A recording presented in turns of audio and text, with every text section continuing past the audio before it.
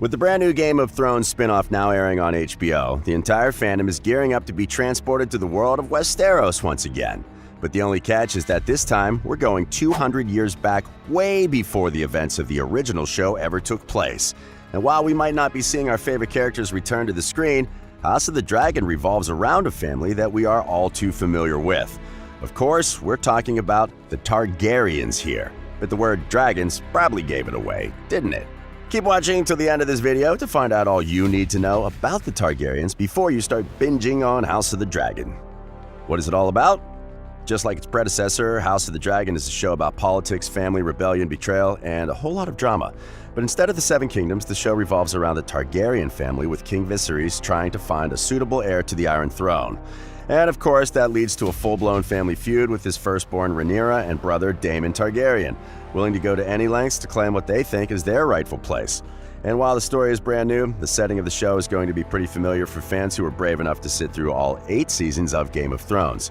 Set in King's Landing, we're bound to hear plenty of familiar names because the show is essentially an origin story of all the events that went down in the main show. However, the central point still goes back to House Targaryen, and as the highly criticized final season revealed to us, that also includes Jon Snow, making his love affair with Daenerys just a tad bit uncomfortable to rewatch.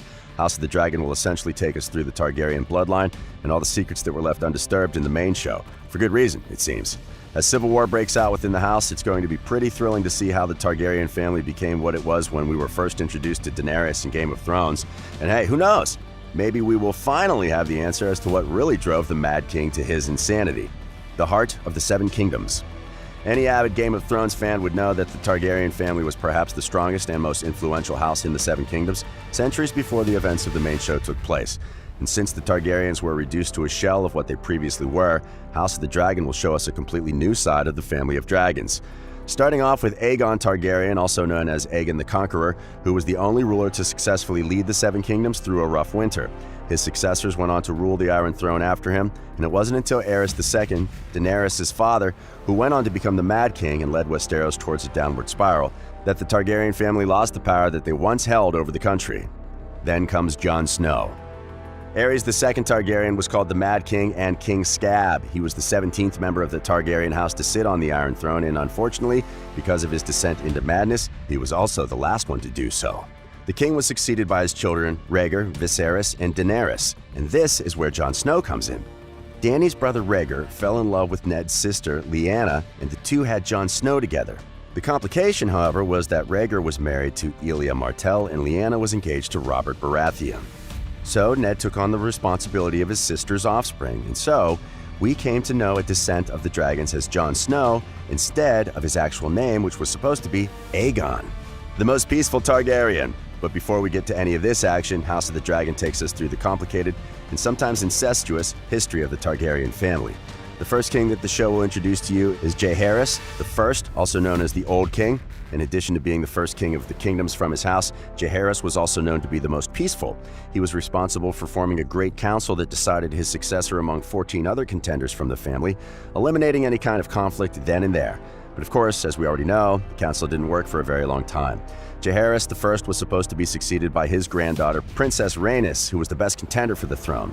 Rhaenys' reign was far more powerful compared to her grandfather, but because she was a woman, and there really are no women's rights when the show takes place, she was skipped over and earned the title of the Queen Who Never Was. And while none of these characters actually make an appearance in the show, they are mentioned every now and then, which is why it's important to know their role in the whole story. Viserys I and his children. The namesake to a Game of Thrones character that is despised by almost everyone, Viserys was known as the Young King because of how young he was when he sat on the throne. Being the 5th Targaryen king, his rule was also extremely peaceful and was the prime of the Targaryens. Viserys did end up marrying his cousin though, but that's because the royal family liked to keep their bloodline pure and free from any outside influence. Viserys and his wife Aemma Arryn had their daughter Rhaenyra, and this is where the premise of House of Dragons kicks off. At the beginning of the show, we see Aemma pregnant with her second child, a son who will go on to rule the throne after his father. But by the end of the first episode, Aemma dies while giving birth to her heir, and sadly enough, the baby doesn't survive either. This makes Rhaenyra the rightful successor to the throne. But because this is the Game of Thrones universe, much larger forces are at play to keep her from ruling Westeros. Daemon Targaryen, the lovable villain. As shown in the first episode of the show, Rhaenyra is loyal, brave, and devoted to her father's legacy. This is why Viserys decides to name her his official successor after the death of his wife and unborn heir. And while this is the first time a woman ever comes close to ruling the throne before Dany gets the opportunity about 2,000 years later, this is also where the power struggle starts. The king's brother Daemon also believes that because the princess is a woman, he is the rightful successor. The first season of the show revolves around Rhaenyra growing up and being named the heir, and how that leads to a full-blown civil war that's referred to as the Dance of the Dragons between her and her uncle Daemon. As far as Daemon goes, Matt Smith does a brilliant job as an arrogant Targaryen who believes that he's more deserving of the throne than just about anyone else. Married to Rhea Royce and having an affair with a woman named Mysaria, Daemon is bound to remind you of Viserys from Game of Thrones because of his addiction to power. Daenerys and Rhaenyra. According to a bunch of theories on Reddit, House of the Dragon is a symbolic continuation of the Season 6 finale, where we see Dany returning home to conquer Westeros. House of the Dragon opens with a similar shot, this time with Rhaenyra returning to King's Landing on her dragon. The thematic commonality has led people to believe that this is the writer's way of telling us that the Season 6 finale directly leads us to House of the Dragon.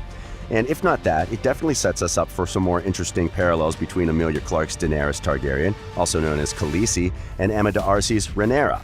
In terms of the family tree, Dany is a distant niece of the princess, and of course, because the prequel takes place in a completely different timeline, even Rhaenyra has no idea that 200 years later, another Targaryen woman will take her legacy forward and rule over the Seven Kingdoms, even if the reign wasn't all that long.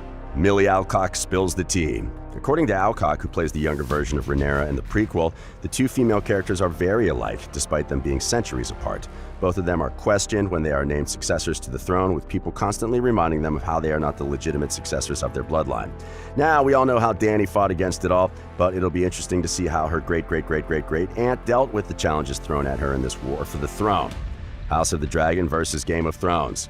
Now, you might be wondering why we want to see a prequel to a show when we already know what the events lead up to. But, well, for dedicated fans, that's the fun part. Getting to know everything that led up to the extremely unfortunate Game of Thrones finale might just be what we all needed after the disappointment that was the last season. Based on George R.R. Martin's series Fire and Blood, this show is bound to be much more true to the source since the writers have plenty of material to take their storyline forward, which is what the primary problem was with Game of Thrones. Since Martin had just stopped writing after the 6th book, the show writers had to develop the story for the final 2 seasons on their own, and that's where the inconsistency came from. But because Fire and Blood only had 2 volumes and one of them is already done and dusted, we can expect the prequel to be a lot more Game of Thrones-y than the actual show. A shocking twist. For anyone who has ever read something that George R.R. Martin has written, you would know that the writer does not go into the nitty-gritty of the scenes. So while his story is incredibly expansive and set in a world that is full of small details, the show has a lot of potential to experiment with dialogues and scenes, since that's something that the books don't really cover a lot.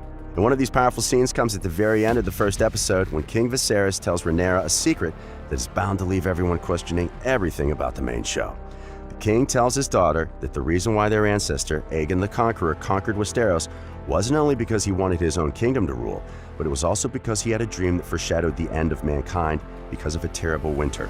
And that's the story that directly leads us to Game of Thrones and the entire storyline about the White Walkers. Seeing things come full circle this way is incredibly exciting to watch, but as it all unfolds, who knows what other secrets are in store for us as the show goes on. With 9 episodes yet to come, House of the Dragon already shows as much promise as the main show. And who knows, with a well-written finale, the show might even go on to overshadow the legacy of its predecessor. And that's all for today's video. If you enjoyed it, give us a thumbs up, subscribe to the channel, The Focus, for more movie-related news. We'll see you next time. Bye.